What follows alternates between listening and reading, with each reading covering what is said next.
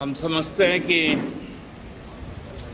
अब पूरे देश में लोकसभा के चुनाव के बाद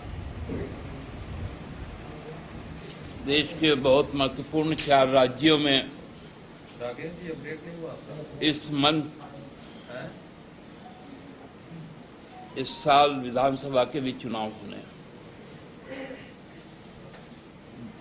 उसमें जम्मू कश्मीर भी है, महाराष्ट्र भी है, हरियाणा भी है और सबसे ऊपर हमारा सर्वप्रिय झारखंड राज्य भी है। हम समझते हैं कि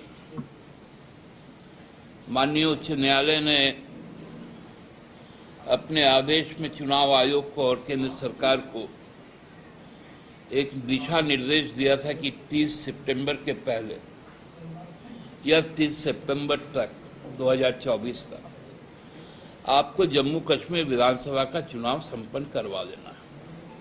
उसमें किसी भी तरह के विलंब को बहुत गंभीरता से लेने का एक संकेत आया था और हम सब जानते हैं कि साथ साथ अक्टूबर महीने में भी विधानसभा चुनाव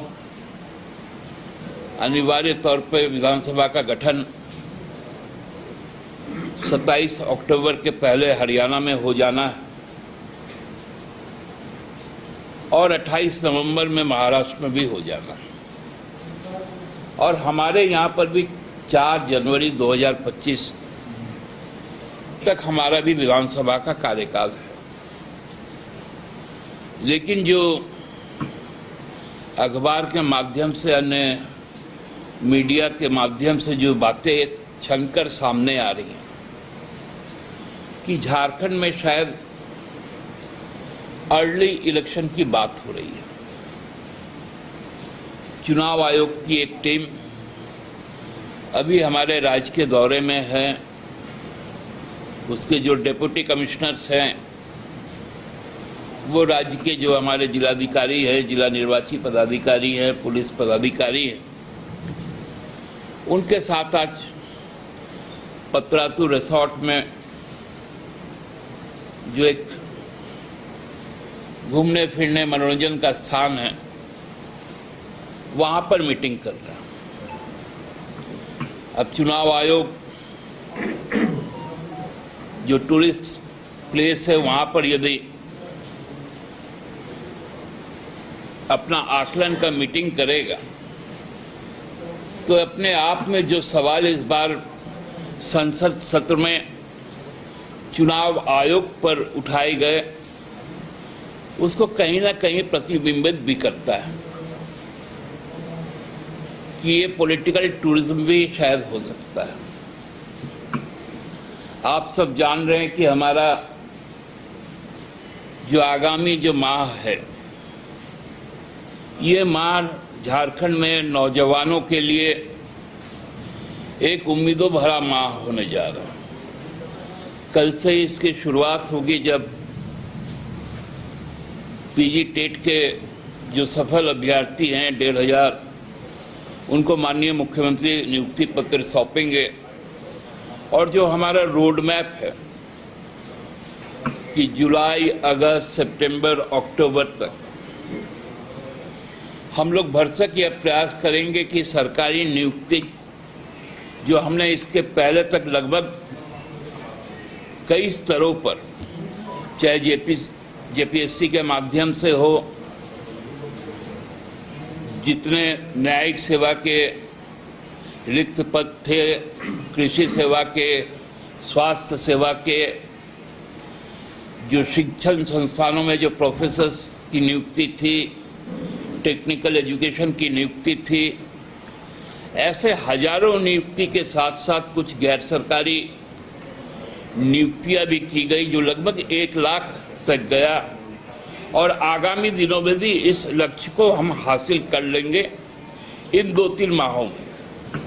लेकिन उस बीच में इस तरह का एक माहौल का बनाना हमको लगता है कि राजनीतिक तौर पे पुनः इस राज्य सरकार को अस्थिर करने का एक नया ड्रामा शुरू हुआ है। पहले ईडी और सीबीआई के द्वारा शुरू हुआ था, अब ईसीआई भी इसमें कूद गया।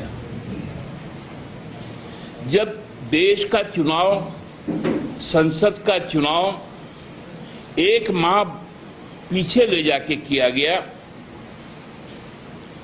उसमें ऐसा कौन सा पहाड़ टूट रहा है कि चुनाव पहले ही हो जाए। आप सब जान रहे हैं कि अभी आषाढ़ का महीना चल रहा है। आषाढ़ के बाद हमारा यहाँ का सबसे पवित्र माह, विशेषकर झारखंड के लिए, जिसमें पूरे देश विदेश के करोड़ों लोगों की आस्था जुड़ी हुई, बाबा बैद्यनाथ धाम से, वो पूरा श्रावण माह में करोड़ों लोग यहां पर आते हैं। और चूंकि श्रावण माह में बाहर से लोग आते हैं, इसलिए भाद्र महीना में जो संपूर्ण संथाल परगना का लोग हैं, लाखों लोग भाद्र में वहां पर आते हैं। और ये माह मानसून का भी है सीजन। मानसून हमारे यहां लेट है, हम सुखाड़ की ओर बढ़ रहे हैं। उस वक्त में यदि इस तरह की कवायद होगी तो हमको लगता है कि ये कहीं ना कहीं एक बहुत ही अलोकतांत्रिक और अन्यायपूर्ण निर्णय चुनाव आयोग लेने जाएगा कि श्रावण और भाद्र के बाद आश्विन आएगा। और आप सब जानते हैं, जो पूर्वी भारत के लोग हैं, उनके लिए शारदीय नवरात्र, दुर्गा पूजा का क्या महत्व है। 2 तारीख को महालया है, 2 अक्टूबर को गांधी जयंती के दिन, 3 तारीख को कलश स्थापना हो जाएगा प्रतिपदा, आश्विन प्रतिपदा पर। 12 तारीख को दशमी है, 12 अक्टूबर को। 17 तारीख को कोजागरी लक्ष्मी पूजो है, जो संपूर्ण संथाल परगना से लेकर सिंहभूम, धालभूम, मानभूम के इलाके में होता है। इस रांची जिला में भी होता है, जो पचपरगना के इलाके हैं, वो लक्ष्मी पूजा है। फिर 21 तारीख को अमावस्या है, काली पूजा है। 7 नवंबर को आपको दीपावली है, आपको छठ है। और हम सब जानते हैं कि जो इंडस्ट्रियल बेल्ट है यहाँ का, जो औद्योगिक क्षेत्र है, और खासकर सरकारी क्षेत्र में बहुत सारे राज्य सरकार के जो काम करते हैं, एक बड़ी संख्या में यहाँ के लोग जो पहले बिहार से यहाँ पर कई सालों पहले, दशकों पहले यहाँ पर रहते आए हैं, वो अपने पैतृक निवास जाते हैं। ऐसे लाखों लोग होते हैं जो बिहार, यूपी, एमपी, छत्तीसगढ़, इन इलाकों में जाते हैं अपने घर परिवार के संग छठ मनाने, क्योंकि ये बहुत पवित्र एक पर्व है। तो ऐसा कौन सा तिथि है 10 नवंबर के पहले जहां पर आप चुनाव करवा सकते हैं? संभव ही नहीं है।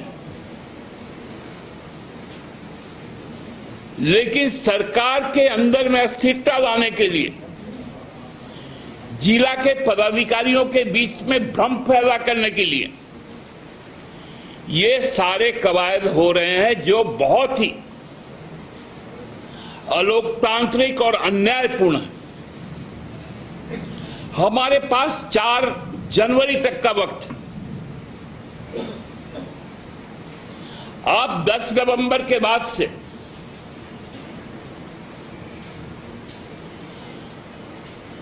आप 25 दिसंबर के पहले तक, जब बड़ा दिन शुरू हो जाएगा, वो भी बहुत बड़ी पर्व के रूप में होता है। आप कभी भी चुनाव करवा सकते हैं। लगभग 45 दिनों का आपके पास में बहुत सेफ डेट जोन है। तो क्या मजबूरी है कि आज इस तरह का संदेश आ रहा है? ये किन के इशारे पर हो रहा है कि सरकार जब जब काम शुरू करे, सरकार गठन हुआ, अप्रत्याशित रूप से वैश्विक संकट आ गया कोरोना के नाम पर, हम उससे जूझे, पूरे देश में हमारा एक एग्जाम्पल सेट हुआ, जीवन को बचाने में, जीविका उपार्जन में, लोगों को लाने में, लोगों को पुनर्स्थापित करने में कई योजनाएं शुरू हुई मनरेगा के साथ साथ। उसके बाद से लगातार